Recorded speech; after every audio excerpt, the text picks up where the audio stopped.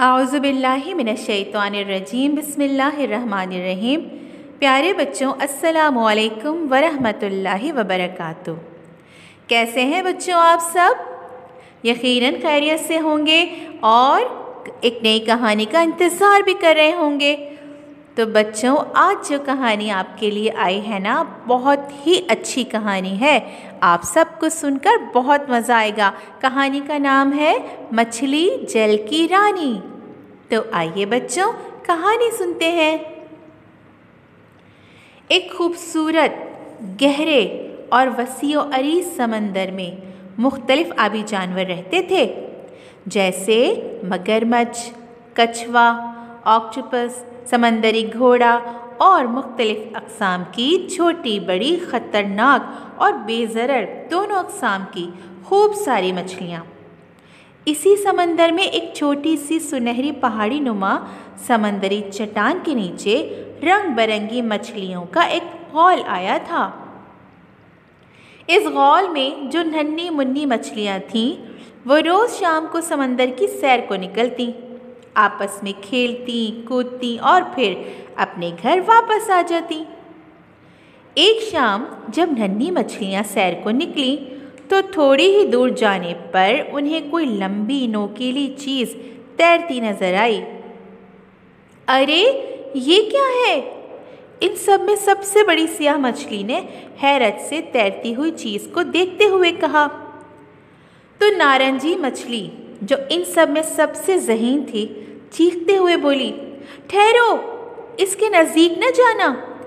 ये कांटा है जो इंसान हम मछलियों को पकड़ने के लिए इस्तेमाल करते हैं।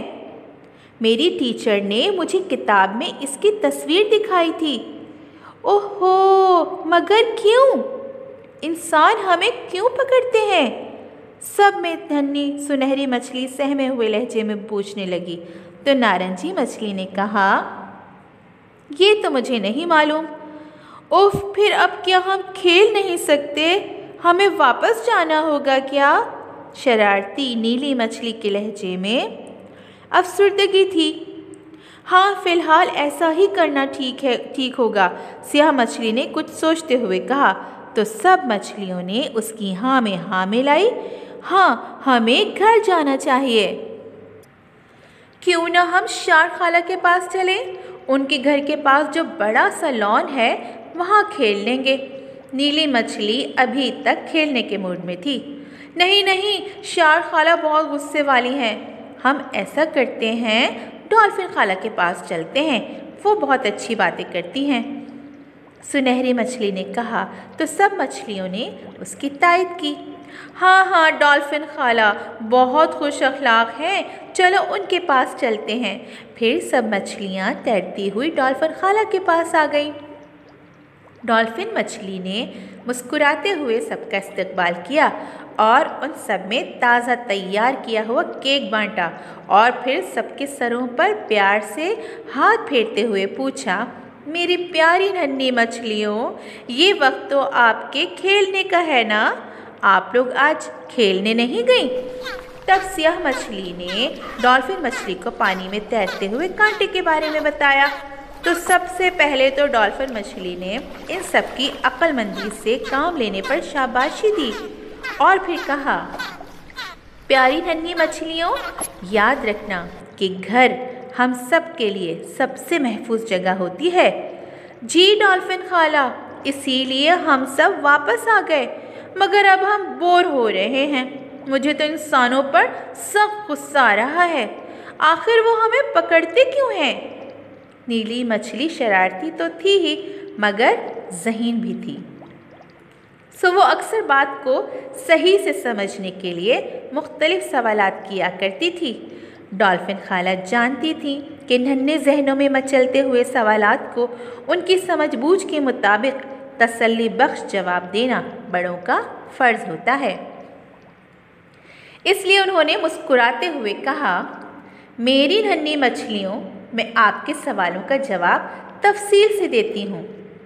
देखो बच्चों, दरअसल ये कुदरत का बनाया हुआ कानून है कि इंसान और चरिंद परिंद एक दूसरे की बका का ज़रिया बनते हैं और और मुर्दार गोश्त खाने वाले इस अमल का खुसूसी तौर पर हिस्सा होते हैं, क्योंकि एक तो इस अमल से इनकी खुराक का मसला हल होता है, तो दूसरी जानिब इस अमल से वो इंसान, जानवर और पौधे जो मुर्दा होकर सड़ने लगते हैं और माहौलियाती आलूदगी और ताफुन का बायस बनते हैं, बतौर खुराक या खाद इस्तेमाल हो जाते हैं। ये तमाम अमल कुदरत के तहत होता है और इसकी कई साइंसी वजूहात हैं जो इस अमल को तफसीली तौर पर समझने में हमारी मदद कर सकती हैं, मगर इन बातों के लिए आप सब अभी बहुत छोटे हैं। डॉल्फिन खाला ने तफसील से बताते हुए कहा तो सब ने इस बात में सर हिलाया, मगर खाला समंदर में दूसरे जानवर भी तो होते हैं, इंसान सिर्फ हमारा शिकार ही क्यों करते हैं? नीली मछली के लहजे में खुफगी थी। ऐसा नहीं है नन्ही मछली, इंसान मछलियों के साथ साथ दीगर कई आबी जानवरों का शिकार करते हैं, जैसे झींगा, केकड़ा, यहाँ तक कि मगरमच्छ भी।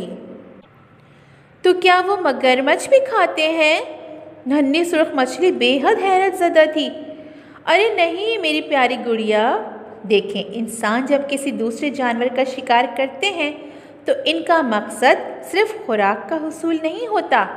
वो झींगा तो खाते हैं, मगर मगरमच्छ वगैरह जैसे ख़तरनाक जानवरों को पकड़कर उन पर तहकीक करते हैं। इसी तरह वो तमाम तरह की मछलियाँ नहीं खाते, बल्कि इन पर तहकीकी काम करने के लिए इनका शिकार करते हैं। आपको ये भी मालूम होगा कि शार्क जैसी मछलियाँ तो खुद इंसान का शिकार करती हैं। इंसान सबसे ज़्यादा मछलियों का शिकार इसलिए करते हैं कि हम मछलियाँ तमाम आबी मखलूक में सबसे ज़्यादा फ़ायदेमंद होती हैं, क्योंकि अल्लाह ताला ने मछलियों में ओमेगा 3 और फैटी एसिड जैसे अज्जा रखे हैं जो इंसानों की आँखों, बालों, दिलो दिमाग, गर्ज ये कि पूरे जिस्म के लिए इंतहाई मुफीद है। और अल्लाह ताला ने ये अज्जा सिर्फ हम मछलियों में ही रखे हैं, और हमारा गोश्त भी सबसे ज़्यादा लजीज और ज़ूद हज़म होता है। डॉल्फिन खाला ने मुस्कुराते हुए कहा, डॉल्फिन खाला, मेरी अम्मी बताती हैं कि हम मछलियों से हासिल किया जाने वाला तेल भी इंसानों के लिए बेहद मुफीद होता है। सब्ज़ नन्ही मछली जो बहुत देर से खामोश बैठी हुई थी बोली, तो डॉल्फिन खाला ने उसे गले लगा लिया। बिल्कुल ऐसा ही है, इसलिए हम सबको अल्लाह ताला का शुक्र अदा करना चाहिए कि अल्लाह ने हमें इतना मुफीद बनाया है। मेरे ख़्याल में फिर शायर ने वो गीत हमारे लिए लिखा है। सुनहरी मछली ने शरारती लहजे में सबकी तरफ देखते हुए कहा, तो सब ने बैक आवाज़ में पूछा, कौन सा गीत? ऐसे नहीं, पहले सब हाथ में हाथ डालें। सुनहरी मछली ने हाथ आगे बढ़ाया तो सब ने एक दूसरे के हाथ थाम लिए।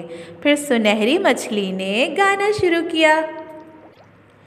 मछली जल की रानी है, जीवन उसका पानी है, हाथ लगाओ तो डर जाएगी, बाहर निकालो तो मर जाएगी, पानी में डालो तो तैर जाएगी, पानी में डालो तो तैर जाएगी।